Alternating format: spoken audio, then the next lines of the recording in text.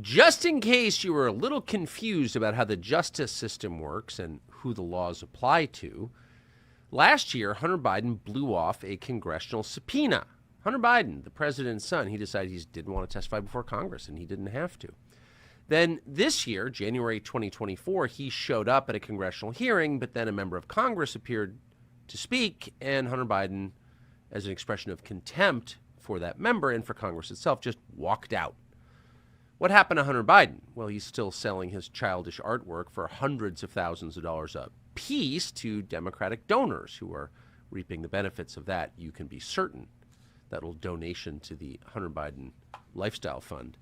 So that's Hunter Biden's experience of our justice system. Now, Peter Navarro, who was a college professor for years and not especially political, wound up in the Trump administration as a trade official, trying to narrow the trade gap between the United States and China. He got caught up for reasons that were never clear in the January 6th committee, the fake partisan committee run effectively by Dick Cheney's daughter, that we now know did nothing to bring the truth to light about January 6th, but abetted a cover-up of what actually happened that day. And yes, it was a setup, and that's not a conspiracy theory. That's an obvious conclusion based on the now emerged facts. So Peter Navarro did not testify before that, quote, committee. What happened to him? Well, Peter Navarro was just sentenced to 4 months in prison for that dastardly act, defying a congressional subpoena by the fake committee. Okay. So you would think in a functioning country where people had a commitment not just to party but to principle and in living together peacefully, maybe for the next 100 years or so, people would be standing up for Peter Navarro. No!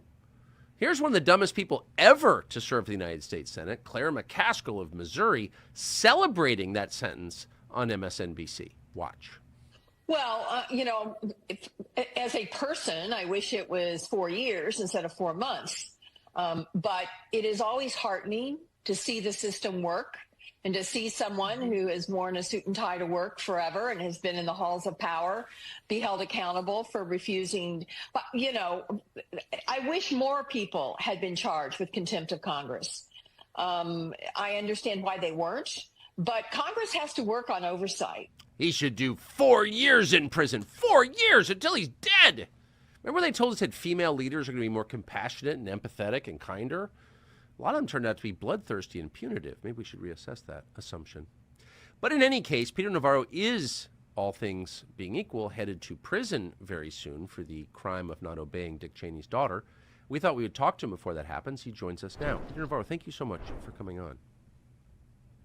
Tucker, so much appreciate this time. The best way folks out there in Tucker's America can help me right now is to go to my legal defense fund, givesendgo.com/Navarro. That's givesendgo.com/Navarro.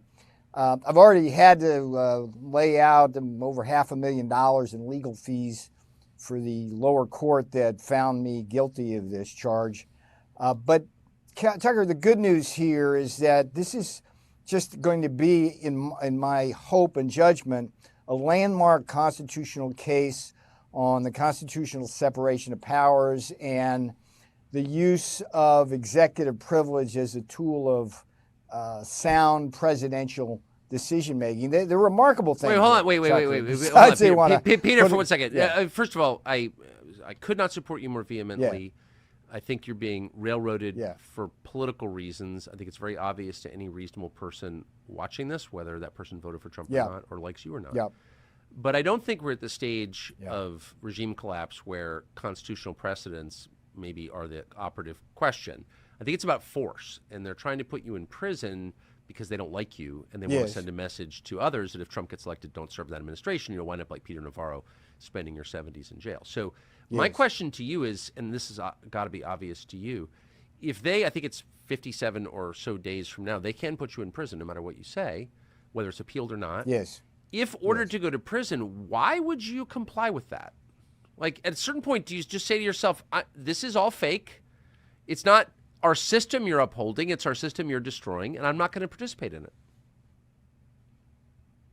No, I obey the law. I obeyed the law when I failed to respond to congressional subpoena because the law, Tucker, for more than 50 years, across Democrat and Republican presidencies has been that senior White House officials like me, alter egos of the president, shall not and cannot and legally cannot be compelled to testify before Congress. And the reason is very simple, is because executive privilege is something that goes right back to George Washington, our first president, who understood that confidential communications within the White House are critical to effective decision making. That's something that the Supreme Court has long recognized, and that's something that the Pelosi Congress with the J6 committee trampled all over.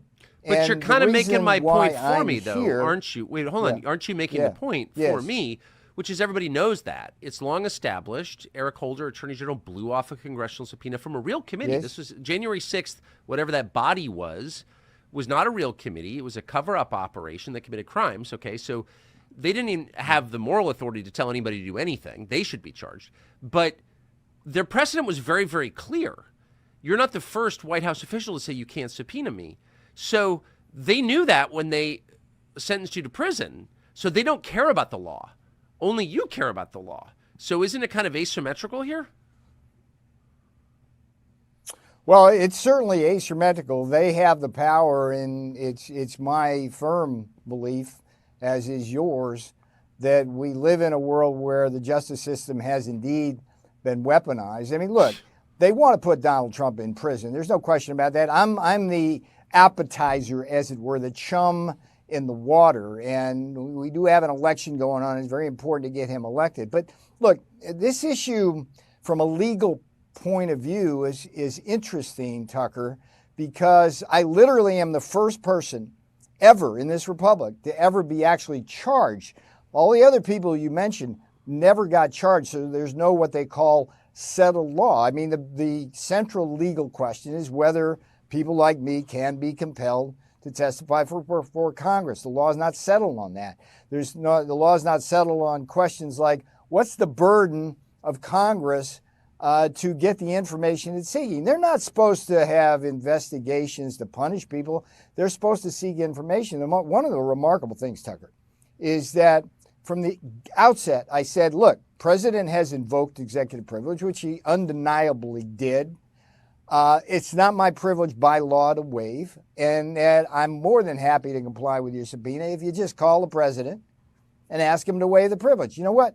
Not one single phone call, either from the J6 people or the government itself. Instead, the government, this is your two-tier system. Instead of like calling me and saying, okay, we got an indictment, please peacefully surrender like they do with everybody else, they put me in leg irons. Leg irons. Of course they did. Tucker, as they did to Roger Stone and a lot of other people that you worked with. And that's kind of my question. The whole world that you occupied in, say, 2019, which wasn't that long ago, everybody's been either indicted, sent to jail, did some kind of plea, has been unable to find a job, has been bankrupted by civil suits. Like, everybody's been destroyed. And no one on the left has been destroyed Eastman, at all. They've all Clark, thrived. Scavino, Have you noticed this? Meadow, you name it. Yeah, everybody. I have indeed. I mean, it's, look, it is what it is. This is why we have to take back the reins of power, Tucker, and have, one of the big disappointments to me is the Republicans took over the Congress in 2022, and there hadn't been any attempt whatsoever to get to the bottom of J6 or to get to the bottom of why all of the Trump people and Trump himself are winding up being papered with indictments, subpoenas, drained dry of legal funds. I mean, what do you conclude from that? What do you conclude from the outset? Of course. But what do you? I mean, what you said is indisputably true. So the Republicans take power, and they collaborate with the Democrats to turn this into a one-party state. So what does that tell you about them? Well, the law. It tells me that they're amoral, the ends justify the means, and their Trump derangement syndrome really broke the Democrat Party apart once Trump got into office because they left everything behind. It's not, look, it's the Democrats themselves. It's a lot of the legacy media and the journalists who can't even cover my own story correctly. And what I make of that is we've really lost our moral compass in that this is a nation that's basically two nations. One it's the MAGA, Trump's America, Tucker's world, where we believe in the rule of law. We'd like to believe in the rule of law. We believe that this country can be prosperous without massive government spending. We believe in secure borders. We don't like to send our men and women off to endless wars in places like Afghanistan and Iraq. And then we got this other world where they're out for blood and they are using the reins of power. And this began not even the day Trump got inaugurated. See, that's the thing. My life experience, Tucker, in the White House, besides literally helping to create hundreds of thousands of manufacturing jobs and literally during the pandemic saving hundreds of thousands of lives. I mean, just think about that alone. That meant nothing to this court, okay? The other thing I observed was a relentless attack on Trump trying to overthrow a duly elected president. Pelosi, everybody, every Democrat on that J6 committee participated early on in multiple attempts to overthrow the Trump government, whether it was the Russia hoax, the impeachments, this, that, and the other thing. So what do I make of that? God bless Tucker for being on there and pointing this stuff out. Well, we've got work to do. And the only peaceful thing we can do here is make sure we get to the ballot box and change this Biden regime. I mean, and then maybe clean up the act here. Yeah, maybe, like right away. Maybe it's a big maybe, Tucker. Last question, because there's the matter of what happens to the country going forward, but there's also the matter of what happens to you in less than 2 months, and you could be in a jail cell at a time of life where I bet you didn't ever think you'd be in jail. How is your family? How are your friends responding to that? You obviously aren't really complaining very much, but are they worried for you? Look, look, there's been a tremendous outpouring of support. Just one more time, givesendgo.com/Navarro. I mean, we had over 20,000 small donors contribute to that fund. And I think just Tucker Nation alone could get me to my goal in 24 hours after they watch this. But look, it's hard. When they took me down in leg irons, Tucker, I was with somebody I love very, very much. And the terror that was inflicted on that person, that shouldn't have happened. I can take whatever they dish out, but when they go after your family like that crossed the line for me. How did federal authorities inflict, if I can just ask, how did federal authorities inflict terror on your loved one? Well, we're at the airport waiting to fly off to do Mike Huckabee's Nashville show, having one of the nicest days of our life, a joyful, flying off to a place neither one of us has ever been. We walk through the gangway arm in arm together, smiling, and 5 FBI agents surround me with guns, throw me in handcuffs, don't let me call a lawyer, separate her from me, and perp walk her out. I mean, it's as brutal as you get. In an airport, in front of other people. In an airport. And Tucker, look, I literally, from my window, I can see FBI headquarters. 2 days before that happened, I wrote a long memo to Elizabeth Alloy, the person who would be responsible for putting me in leg irons, asking her to call my attorney to see if there was a modus vivendi here, expressing my willingness to cooperate in any way should they move forward with some kind of indictment. And she didn't even call my lawyer. Yeah. Didn't even call the lawyer. So basically you've got the Tauntaun McCoots here. Let me go out there and pulled me off that plane needlessly. And you know why they did it, Tucker. You know exactly why they did. Same reason they went after Donald Trump down at Mar-a-Lago with guns out. The only difference between his raid was he had more agents and they had assault rifles, and my people who came after me had handguns. But look, this is not right. There's something that smells about this whole thing. I get back to, I'm the first person in history ever charged with this alleged crime, and the Department of Justice said for 50 years it's not a crime. Yeah. And here I sit. Can I ask you? Tucker. Can I ask you if Do you think got it? But do you think that if Dick Cheney's daughter could have you executed, she would? Be honest.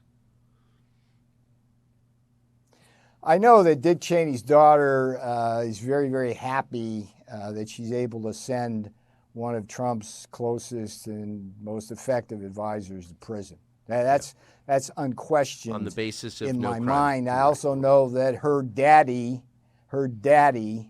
sent thousands of people to their death. And when I was in the administration, a little more personal note here, I would go up to Walter Reed on occasion, and more than once I saw vets from Afghanistan or Iraq. They're paraplegic, quadriplegic, in the gym or in the rehab centers, just warriors, just trying to live their lives going forward. And damned if it wasn't Bush and Cheney who were responsible for those endless wars. And the fact that Donald Trump in 2016 vanquished the Bush dynasty by taking weak energy Jeb out, and then criticizing rightly Papa Cheney there for doing the carnage he did.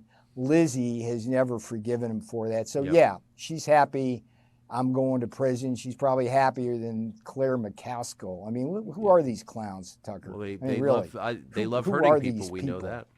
Peter Navarro. Yeah. Godspeed. Yeah. Good luck. Good luck to you. Whatever happens. All right, Thank my you. brother. Take See you, care. man.